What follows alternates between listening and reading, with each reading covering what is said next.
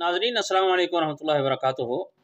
ये जो आशौब चश्म होती है, इसकी जब वबा चलती है तो इसमें हर छोटा बड़ा ये मुब्तला हो जाता है। इसमें आंखें सो जाती हैं, सुर्ख हो जाती हैं, दर्द करती हैं, रड़क महसूस होता है और गंदा मवाद ये आंखों से खारिज होता रहता है। और मरीज जो है ना, ये रोशनी की तरफ ये नहीं देख सकता।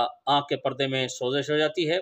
गाढ़ी रतूबत की वजह से बाज़ लोगों की आंखें चिपक जाती हैं, वो खुलती नहीं हैं और ख़ारिश और जलन भी होती है। इस मर्ज़ को एलोपैथी ज़ुबान में ऑफिथीलमिया कहा जाता है। और आशौब चश्म अगर ठीक भी हो जाए ना, तो ये काफ़ी अरसे तक धुंधलापन ये बाकी रहता है।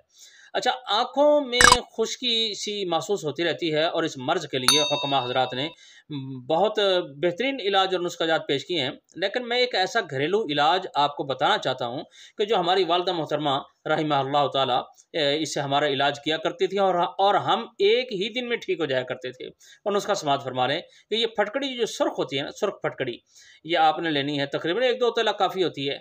ये जितनी भी आप चाहें ले लें। अच्छा, लेके पहले ना इसको पानी से धो लेना ताकि मट्टी वगैरह इसकी साफ़ हो जाए। फिर 1 चम्मच या आधा चम्मच ये दूध लेना है, हस्ब ज़रूरत जितनी भी ज़रूरत है, जितने मरीज़ों के आँख में डालना है।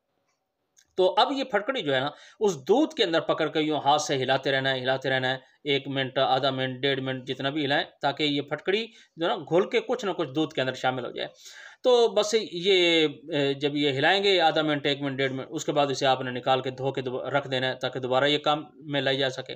तो ये जो दूध तैयार हो गया ना, ये दूध अब ये इसके कतरे 5-6 मरतबा दिन के अंदर ना ये आँखों के अंदर टपकाते रहना है।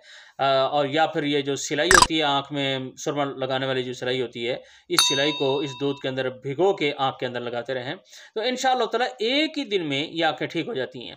और ये धुंधलापन जो बाद में बाकी रहता है, तो चंद दिन इसको इस्तेमाल करेंगे, ये अमल करेंगे तो इंशाअल्लाह ताला ये धुंधलापन भी ये ख़त्म हो जाता है। और बाकी दूध कच्चा हो या पक्का, ये इन दोनों के अंदर ये दवाई बनाई जा सकती है। बाज़ लोग ये पूछते रहते हैं, ये इसका वहम ना करें।